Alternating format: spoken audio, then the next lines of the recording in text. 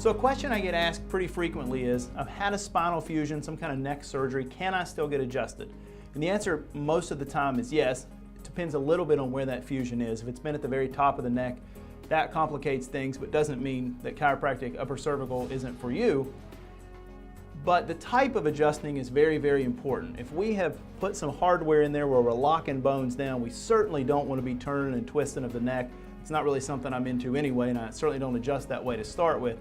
But in a case where we've had a surgery, we've put a plate on those bones, generally what they do, we've got a couple bones, we've had a disc issue, maybe there was some kind of trauma or car accident that made that a really, really unstable area. They come in, they essentially put a plate on the front of two bones, sometimes four, put some screws in to lock it in there, and that holds it together, makes it more stable. A lot of times those people, even after the surgery, they still got some numbness and tingling in the arms, maybe some pain at the base of the neck, range of motion issues. And while that range of motion sometimes is limited, of course, by some segments being locked together, what's really important in that case is that the rest of the neck is as mobile as it can possibly be, because once you lock one area down, you put strain and pressure on the areas above and below, and you'll see that those will start to degenerate much more quickly if they don't have the normal mechanics that they do. So let's take a look in an x-ray here just for a minute, and I'll kind of explain why it is that you can still adjust upper cervically even if you've had that neck surgery. All right, you're good. So what we're looking at here, we're looking at somebody from the side. There's the front, there's the back, here's the head right here.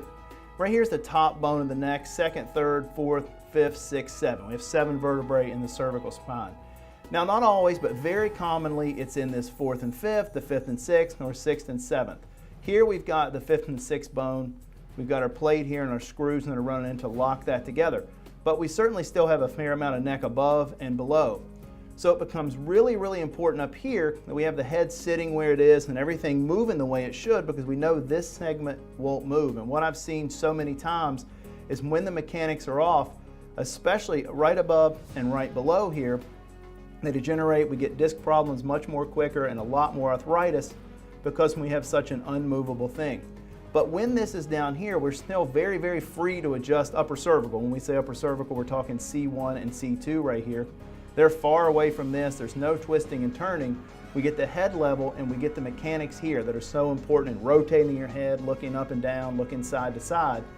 If that area is free and can move, it takes a lot of this pressure off here, and we can still resolve a lot of those things. Some of that numbness and tingling down the arms, the pain at the base of the neck because the head isn't where it's supposed to be, and we can improve the range of motion tremendously. So yeah, the fact, can I get adjusted after a surgery? Absolutely. We just need to make sure that we're in the right place, we're doing it safely, gently, and we can still get great results.